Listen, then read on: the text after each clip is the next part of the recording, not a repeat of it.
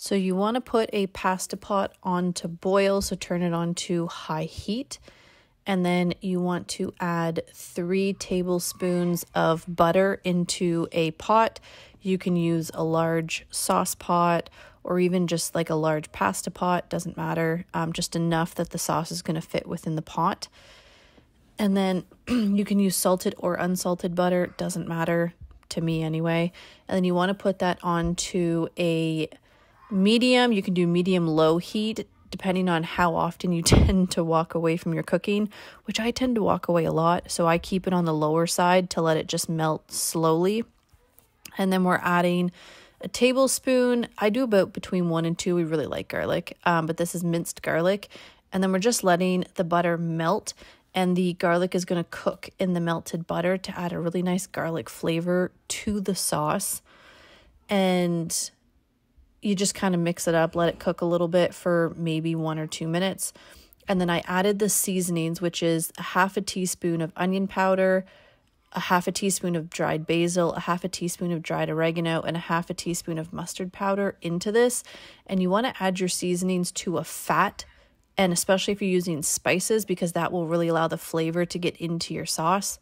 And then we add 2 tablespoons of flour into this, and that's what makes kind of a thicker pastiness. And you want to cook the flour flavor out by cooking it and constantly stirring for about 2 to 3 minutes. That's long enough. You want to make sure you're constantly stirring so it doesn't burn as well. And then as you see, as soon as you add liquid to that, it really forms a really thick paste. And so you want to add a little bit of liquid at a time. Here, I forgot to add the tablespoon of tomato paste, so I added it when I remembered. It really isn't going to make a difference if you add it before or after you add the half and half, which the half and half is 1.5 cups. I was also supposed to add 3/4 cup of broth to this, but it really didn't make a difference. Honestly, I think I added water to that measuring cup because I didn't have broth. And then you want to add that liquid a little bit at a time, though, when you're adding the half and half and the broth, because if you add it too quickly, it can break your sauce. And then this is the Rotel tomatoes that I added.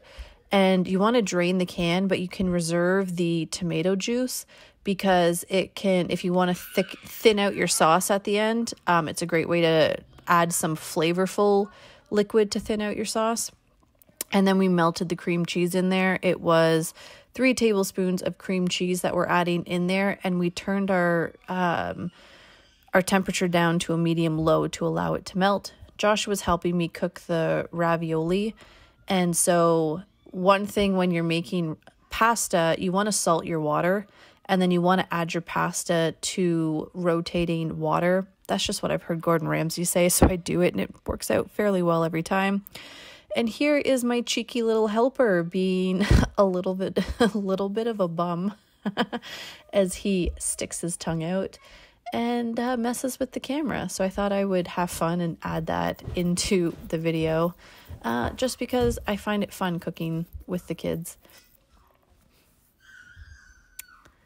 And then he made a mess, and you can actually see the thought process here of, oh no, I made a mess. There's nothing to clean this mess up with. What do I do? Should I clean this up? It's kind of everywhere. No, I'm just going to walk away. And that was literally his thought process. Anyway, so now we turned our sauce onto a low, and we're just melting Parmesan into this. And you just add a little bit at a time, mix it in. It'll melt in really nicely. And then basically while it's cooking on a medium low, you're just letting it kind of simmer and go, and really it's good to go. So that's why I like putting the pasta pot on to boil first. So that way my pasta and my sauce is done at about the same time, because you don't want to add butter or oil to this pasta when it's done, because you want the sauce to stick to it. And then I wasn't sure I made enough sauce. So I divided up the ravioli first and added the pasta on, or the sauce on after, and then mixed it up on the plate. Totally do that in the pot if you think you've made enough sauce, but I doubled the ravioli. I actually added about 40 ounces of ravioli instead of 20 ounces of ravioli. And then you just cook the ravioli to the package directions. And yeah, this made an amazing dinner. We all love it so much. Actually, Joshua was just asking me today if we can make it again because he saw me editing the video. So I hope you enjoy it if you do make it. And if you do, let me know in the comments.